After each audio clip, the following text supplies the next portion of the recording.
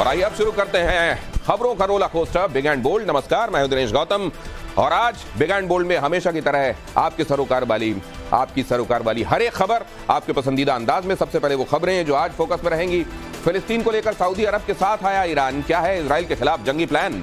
ये दो दुश्मन करीब आ रहे हैं, क्या होने वाला है? बात चुनावी महाभारत की भी होगी। मध्य प्रदेश टू राजस्थान टिकट को लेकर मचा है घमासान। पूरी खबर आपके सामने। 64,000 का सवाल, विधायक जी की बिजली पर बवाल, और उसके बाद क्या हुआ? पूरी खबर पूरे डिटेल के साथ आपके सामने होगी। दुनिया की सबसे खतरनाक महिला कौन है बताइए? उससे तो तानाशाह भी कांपता है, ये भी आपको बताएंगे वो खतरनाक महिला कौन। लेकिन पहले ये अहम सवाल यहां देखिए जरा कि इजराइल और हमास की जंग में छठे दिन वहां पर मामला है कि आगे क्या होने वाला है। पूरी दुनिया गैस कर रही है, दोनों तरफ से वार पलटवार जारी है। इस बीच इजराइल के प्रधानमंत्री बेंजामिन नेतन्याहू ने बड़ी चेतावनी दी है कि वो धरती से हमास का नामो निशान मिटाए बगैर मानेंगे नहीं। और उनकी चेतावनी को सही साबित करने के लिए इजराइल के एयरफोर्स ने पूरी ताकत झोंक दी। पिछले 5 दिनों में इजराइल ने गाजा पट्टी पर जिस ताकत से हमला किया उसके मुकाबले एक ही रात में कई गुना ज्यादा रॉकेट हमास के ठिकानों पर दागे गए। इजराइल के इस हमले के जवाब में हमास ने भी जोरदार पलटवार किया। पश्चिमी मीडिया के हवाले से खबर है कि इजराइल पर हुए हमास के हमले में अब तक 1300 से ज्यादा लोगों की जान जा चुकी है, जबकि इजराइल के पलटवार में फिलिस्तीन के अंदर 1500 से ज्यादा लोग मारे जा चुके हैं। वहीं दोनों तरफ हजारों लोग इन हमलों में बुरी तरह घायल हैं। मगर जिस तरह से हमास के लड़ाके इजराइल के हमलों का जवाब दे रहे हैं उसे देखकर ये माना जा रहा है कि जंग फिलहाल खत्म होने वाली नहीं है। हालांकि अमेरिका ने इजराइल को हथियारों की सप्लाई कर दी है, मगर हमास के जखीरे में भी घातक हथियार भरे पड़े हैं और अब चरमपंथी संगठन हिजबुल्लाह भी उसके साथ आता दिख रहा है। इजराइल और हमास के बीच चल रही जंग का आज छठा दिन है। जंग के तीसरे दिन अमेरिका ने अपना जंगी जहाज इजराइल की सुरक्षा के लिए रवाना कर दिया था और उसके अगले दिन बाइडेन ने हथियारों का जखीरा इजराइल की मदद के लिए भेजा। आज खुद अमेरिका के विदेश मंत्री एंटनी ब्लिंकन इजराइल पहुंच गए। वहां पहुंचते ही उन्होंने सबसे पहले प्रधानमंत्री बेंजामिन नेतन्याहू से मुलाकात की और इस मुलाकात के जरिए अमेरिका ने सीधा संदेश दे दिया कि वो हर हाल में इजराइल के साथ है। हालांकि एक सच्चाई ये भी है कि हमास के पीछे ईरान का हाथ है और अमेरिका ईरान को जवाब देने के लिए इजराइल के कंधे पर रखकर बंदूक चलाना चाहता है। एक बात आपको ये भी बता दें कि एंटनी ब्लिंकन भी यहूदी समुदाय से ताल्लुक रखते हैं और इजराइल यहूदी देश है ही। इधर अमेरिका ने अपने विदेश मंत्री को इजराइल भेजा और उधर बाइडेन ने ईरान को बड़ी धमकी दे डाली। बाइडेन ने कहा कि अगर ईरान ने हमास को किसी भी तरह की मदद मुहैया कराई तो इसका नतीजा गंभीर होगा। हालांकि ईरान इस बात से पहले इनकार कर चुका है कि उसने इजराइल पर हमले के लिए हमास की मदद की, मगर अमेरिका अच्छी तरह जानता है कि ईरान की मदद के बगैर इजराइल पर इतना बड़ा हमला मुमकिन नहीं था। ईरान की बदौलत ही पिछले 6 दिनों से हमास के लड़ाके अब तक इस जंग में टिके हुए हैं। अमेरिका नहीं चाहता कि यूक्रेन युद्ध की तरह यह लड़ाई भी लंबी चले, इसलिए वो पहले इजराइल के दुश्मनों को किनारे लगाने की फिराक है। इजराइल और फिलिस्तीन को लेकर दुनिया दो धड़ों में बंट गई है और ऐसे में सवाल यह है कि क्या गाजा में मचे गदर से थर्ड वर्ल्ड वॉर की चिंगारी निकलेगी? अमेरिका ने समंदर में गेराल्ड आर फोर्ड युद्धपोत तैनात कर दिया है। गोला बारूद और हथियारों की खेप इजराइल पहुंच चुकी है। F-15, F-16 और A-10 जंग के लिए रेडी मोड पर हैं। इटली भी खुलेआम फिलिस्तीन के समर्थन में उतर आया है। उसने रिफ्यूलर विमान भेजकर इजराइल की मदद की है। जर्मनी की बात करें तो उसने 2 लड़ाकू ड्रोन इजराइल भेजे हैं और इसी के साथ साथ फिलिस्तीन की आर्थिक मदद भी रोक दी है। तो कुल मिलाकर मैं आपको यह बताना चाह रहा हूं कि धीरे धीरे ही सही खेमेबंदी होती जा रही है और देशों की खेमेबंदी धीरे धीरे ही सही, लेकिन जब होती गई तो वर्ल्ड वॉर 1 हुआ, वर्ल्ड वॉर 2 हुआ। इस बार क्या होने वाला है? अगली खबर की तरफ आपको लिए चलता हूं। इजराइल और हमास की जंग ने 2 कट्टर दुश्मनों को करीब ला दिया। ये देश है ईरान और सऊदी अरब। दोनों की दुश्मनी बहुत पुरानी है, मगर इजराइल के मुद्दे पर बीती रात ईरान के राष्ट्रपति ने सऊदी अरब के क्राउन प्रिंस को फोन किया। ईरान के राष्ट्रपति इब्राहिम रईसी की मोहम्मद बिन सलमान से फोन पर करीब 45 मिनट बात हुई। खबर है कि फिलिस्तीन को समर्थन देने के मुद्दे पर दोनों देशों में सहमति बन गई है। दोनों नेताओं ने इजराइल के कहर से फिलिस्तीन को बचाने का फैसला किया, जिसका मतलब यह है कि आने वाले वक्त में मिडिल ईस्ट में एक बहुत खतरनाक जंग देखने को मिल सकती है। हमास के लड़ाके इजराइल के हमलों का लगातार जवाब दे रहे हैं और ऐसे में अब इजराइल के अंदर से परमाणु हमले की आवाज उठ रही है। बेंजामिन नेतन्याहू की पार्टी के कई नेता एक सुर में फिलिस्तीन पर परमाणु हमले की मांग कर रहे हैं। उनका कहना है कि हमास के लड़ाकों पर इजराइल की सेना अपने हथियार बर्बाद क्यों कर रही है? अपने जखीरे से वो बॉम्ब निकालना चाहिए जिसे प्रलय वाला बॉम्ब कहते हैं। बस एक बॉम्ब गिराएं और इजराइल के सारे दुश्मन खत्म हो जाएं। हालांकि इस तरह के हमलों पर इजराइल का कोई आधिकारिक बयान नहीं है, मगर नेतन्याहू के कई करीबी वहां की मीडिया में ऐसी बातें कर रहे हैं। जो बाइडेन के आवेश में आकर दिए गए बयान पर व्हाइट हाउस को सफाई देनी पड़ी। असल में यहूदी समुदाय के नेताओं को संबोधित करते हुए व्हाइट हाउस ने कहा, बाइडेन ने कहा था कि उन्होंने हमास के आतंकवादियों द्वारा छोटे बच्चों के सिर काटने की तस्वीरें देखी हैं और उनकी पुष्टि भी की गई है। साथ ही बाइडेन ने यह भी कहा कि उन्होंने कभी ऐसा नहीं सोचा था कि मासूम बच्चों के साथ ये सब होते देखना पड़ेगा। दरअसल इजराइल के किसी पत्रकार ने प्रोपेगेंडा के तहत यह खबर दे दी कि हमास ने 40 मासूम बच्चों की गर्दनें काट दी हैं। इसके बाद दुनिया भर की मीडिया ने बगैर वेरीफाई किए इस खबर को छाप दिया। बाइडेन ने भी बयान दे दिया, मगर बाद में व्हाइट हाउस ने सफाई दी कि बाइडेन ने ऐसी कोई तस्वीर नहीं देखी और न ही उन तस्वीरों की पुष्टि हुई है। इजराइल के रक्षा मंत्रालय के प्रवक्ता ने भी ऐसी किसी खबर के बारे में पुष्टि नहीं की है। وقعت في أراضي مردة. हमास को तगड़ा जवाब देने के लिए इजराइल ने कमर कस ली है और अपने फाइटर जेट्स में MK-84 बॉम्ब इंस्टॉल करने जा रहा है और इसके लिए 2000 बॉम्ब की खेप तैयार है जो कि JDM गाइडेंस किट से लैस है। यहां पर देख रहे हैं आप वो बॉम्ब जो कि फाइटर जेट्स में कभी भी फिट किए जा सकते हैं और ये बड़े बड़े बॉम्ब्स जहां गिरेंगे वहां क्या तबाही मचेगी अंदाजा लगाया जा सकता है। बक्सर में बड़ा ट्रेन हादसा हो गया जब नॉर्थ ईस्ट एक्सप्रेस की कई बोगियां पटरी से उतरकर ताश के पत्तों की तरह बिखर गईं। हादसे में 6 लोगों की मौत हो गई जबकि 100 से ज्यादा लोग घायल हो गए, जिसमें करीब 20 लोगों की हालत गंभीर बनी हुई है। हादसा होते ही चारों तरफ हाहाकार मच गया। चीख पुकार की आवाज सुनकर स्थानीय लोग मौके पर पहुंचे और मोबाइल टॉर्च की रोशनी में पलट चुकी बोगियों से लोगों को निकालना शुरू किया गया। ट्रेन हादसे की खबर मिलते ही NDRF और SDRF की टीम भी मौके पर पहुंची और घायलों को बाहर निकालना शुरू किया गया। मौके पर ही घायलों का इलाज भी किया गया जबकि गंभीर रूप से घायल यात्रियों को अस्पताल में दाखिल कराया गया। सुरक्षित निकाले गए लोगों को दूसरी ट्रेन से नजदीकी स्टेशन के लिए रवाना कर दिया गया। बताया जा रहा है कि ट्रेन दिल्ली के आनंद विहार से असम के कामाख्या जा रही थी। इस बीच बक्सर और आरा के बीच रघुनाथपुर में ट्रेन डिरेल हो गई। हालांकि इस बात की जांच चल रही है कि इतना बड़ा हादसा हो कैसे गया, क्योंकि इस रूट पर आमतौर पर ट्रेन तेज नहीं चलती है और स्पीड औसत ही रहती है। रांची में हैवी इंजीनियरिंग कॉर्पोरेशन की बिल्डिंग में उस समय हंगामा खड़ा हो गया जब बकाया वेतन की मांग को लेकर कामगारों ने 3 निदेशकों को बंधक बना लिया। करीब 9 घंटे तक बंधक बनाए जाने के बाद CISF के जवान मौके पर पहुंचे और निदेशकों को मुक्त कराया। इस दौरान जब कामगारों ने हंगामा किया तो उन पर लाठीचार्ज कर दिया गया। लाठीचार्ज की घटना के बाद से कामगार गुस्से में हैं और तीनों प्लांट में काम ठप कर देने की बात कर रहे हैं। जानकारी के मुताबिक वेतन भुगतान की मांग की जा रही है और कामगारों से निदेशक मिलने से इनकार कर रहे हैं और इसके बाद कामगारों ने उत्पादन निदेशक, वित्त निदेशक और मार्केटिंग निदेशकों का घेराव किया और तीनों को उनके चैम्बर में बंधक बना लिया। उत्तर प्रदेश के बुलंदशहर से दबंगई का हैरान करने वाला वीडियो सामने आया जहां एक खेत में एक युवक पर दबंगों ने हमला कर दिया। इस दौरान युवक की लाठी डंडों से जमकर पिटाई हुई। पीड़ित युवक दबंगों से माफी मांगता रहा, लेकिन दबंग मोटे मोटे डंडों से पिटाई करते रहे। इस दौरान जब युवक ने बीच बचाव की कोशिश की तो उसके साथ मारपीट की गई। युवक के साथ सिर्फ मारपीट ही नहीं की गई बल्कि पूरी घटना का वीडियो बनाकर वायरल किया गया। बताया जा रहा है कि पीड़ित युवक खेत से धान की पराली लेने गया था। इस दौरान दबंगों ने इसे घेर लिया, पिटाई कर दी। पुलिस ने पीड़ित युवक की शिकायत पर केस दर्ज कर लिया।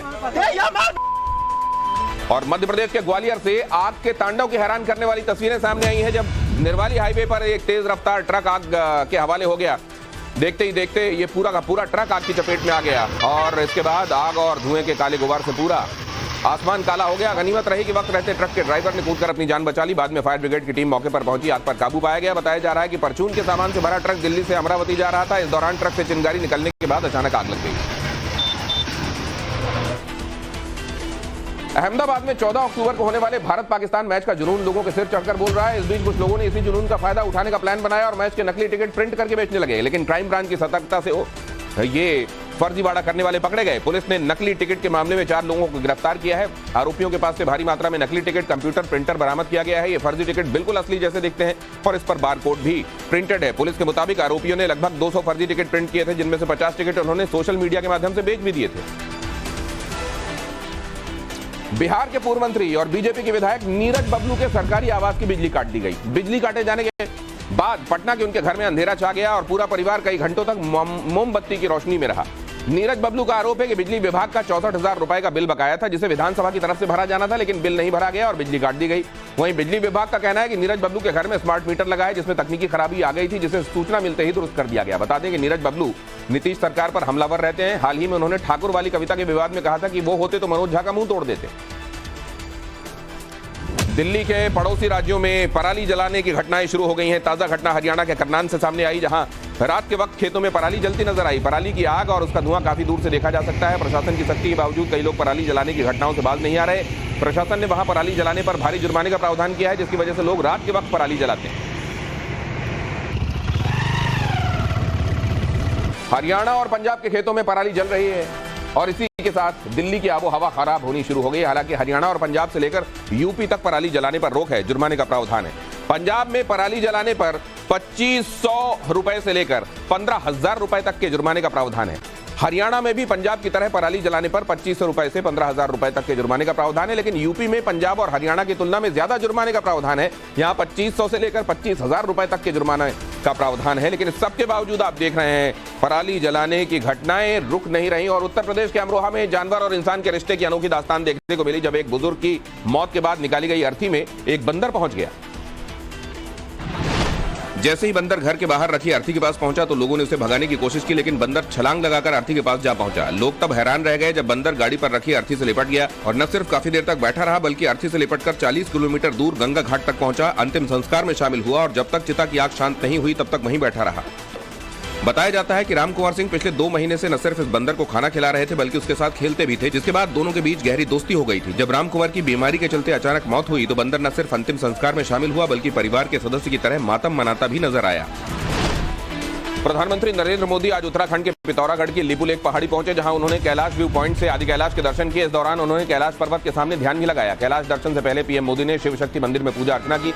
माता पार्वती कुंड में पूजा के दौरान डमरू और शंख भी बजाया। नरेंद्र मोदी देश के पहले पीएम हैं जिन्होंने उत्तराखंड से लगी भारत चीन सीमा पर आदि कैलाश पर्वत का दर्शन किया। आपको बता दें कि लिपुलेख पर बना ये व्यू पॉइंट जोलिंगकोंग इलाके में है, जहां से कैलाश पर्वत साफ नजर आता है। ऐसे में कैलाश दर्शन के लिए अब चीन के कब्जे वाले तिब्बत जाने की जरूरत नहीं है। पार्वती कुंड से 20 किलोमीटर दूर चीन की सीमा शुरू होती है, जबकि आदि कैलाश की दूरी 50 किलोमीटर। मध्य प्रदेश टू राजस्थान टिकट पर घनघोर घमासान, पूरी खबर आगे, लेकिन पहले देखिए प्रतिबंधित संगठन पीएफआई के ठिकानों पर आज भी छापेमारी जारी। देश भर में पीएफआई के ठिकानों पर एनआईए ने छापेमारी की है। पीएफआई के नेटवर्क की तलाश में जुटी एनआईए ने आज गोरखपुर में रेड डाली। जांच अधिकारियों ने एक प्रिंटिंग प्रेस के मालिक से पूछताछ की, हालांकि किसी की गिरफ्तारी की पुष्टि नहीं हुई है। दिल्ली पुलिस ने आतंकी अर्श डाला के 2 शूटरों को मुठभेड़ के बाद गिरफ्तार किया है। आतंकी डाला कनाडा में छिपा हुआ है, उसके गुर्गे दिल्ली में बड़े आतंकी हमले की फिराक में है। ये दोनों गैंगस्टर पंजाब में कांग्रेस नेता की हत्या करके दिल्ली में छिप गए थे। दिल्ली हाईकोर्ट ने बाटला हाउस एनकाउंटर केस में दोषी आरिज खान की सजा को बरकरार रखा है। हालांकि कोर्ट ने मौत की सजा को उम्र कैद में बदल दिया है। इसी मुठभेड़ में दिल्ली पुलिस के इंस्पेक्टर मोहन चंद शर्मा शहीद हो गए थे। मध्य प्रदेश बीजेपी में टिकट बंटवारे के बाद कई जगह नेताओं के बगावती तेवर देखने को मिल रहे हैं। इसी को लेकर आज भोपाल में हंगामा देखने को मिला, जब होशंगाबाद से आए सैकड़ों बीजेपी कार्यकर्ताओं ने प्रदेश कार्यालय में नारेबाजी शुरू कर दी। हाथों में बैनर पोस्टर लिए कार्यकर्ता मऊगंज से प्रदीप पटेल को टिकट देने का विरोध कर रहे थे। उनका कहना था कि प्रदीप पटेल सनातन विरोधी हैं, अगर वो मऊगंज से प्रत्याशी नहीं बदला गया, उनको नहीं हटाया गया तो बीजेपी की हार तय है। अपनी बहन से किम जोंग भी घबरा गया, खबर पर पूरी डिटेल आगे, लेकिन उससे पहले देखिए राजस्थान बीजेपी में किस तरह टिकट को लेकर घमासान मचा हुआ है। राजस्थान में टिकट को लेकर वसुंधरा गुट के नेता भवानी सिंह राजावत ने बीजेपी के खिलाफ मोर्चा खोल दिया है। राजावत ने पार्टी हाईकमान को एक चिट्ठी लिखी है जिसमें टिकट नहीं मिलने पर निर्दलीय चुनाव लड़ने की चेतावनी दी गई है।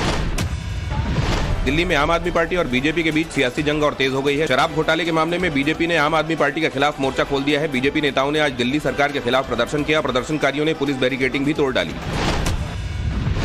महाराष्ट्र कांग्रेस की गुटबाजी एक बार फिर सामने आई है। नागपुर में पार्टी की बैठक के दौरान जमकर हंगामा हुआ। प्रदेश अध्यक्ष नाना पटोले की मौजूदगी में कार्यकर्ताओं के बीच झड़प हुई।